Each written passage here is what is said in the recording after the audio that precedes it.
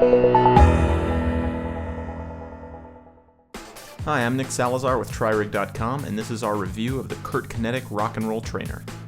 The Rock and Roll is essentially like other fixed-wheel trainers, but adds a novel suspension mechanism that gives the rider some freedom of movement in all directions. The trainer has a very large base to account for the extra instability introduced by this mechanism.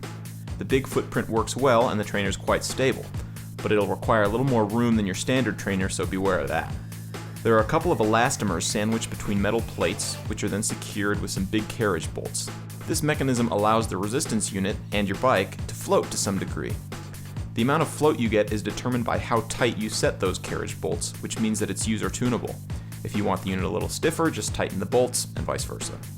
Kinetic has been in the trainer business for many years, and they make what we consider to be the best fluid resistance unit on the market, which uses magnetically coupled silicone-filled chambers to provide excellent resistance without any chance of a leak.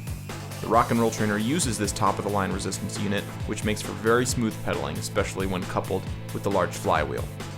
So does the Rock and Roll mechanism really work? Absolutely. The effect of the suspension is actually easier to see when you're standing up and throwing the bike around.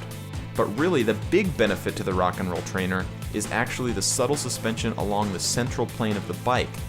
That movement is a little harder to see, and at first glance you might assume it's a bad thing. But this fore and aft and up and down motion would normally be absorbed by the rider, and the suspension mechanism makes for a much more comfortable training ride. Taking that strain out of your body makes the ride less fatiguing and ultimately more enjoyable.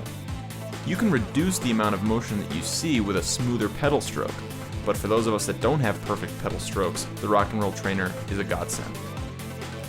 Kinetic also cites some core strength benefits to having to keep yourself upright on the trainer, and perhaps that's true, but depending on how tight you set the elastomers, you might not experience it. If you add Kinetic's turntable riser though, you'll definitely exert some energy balancing on the trainer. Ultimately, we preferred using a fixed riser most of the time. In the end, this trainer is a monster. It combines Kurt's tried and true resistance technology and build quality with some pretty cool new tech that actually works.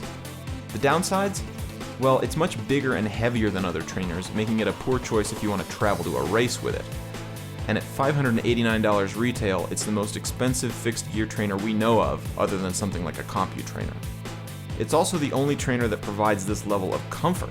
And so ultimately, if that gets your butt off the couch more often during the winter, isn't that worth the cost? For more info and photos, tune into tririg.com. Thanks.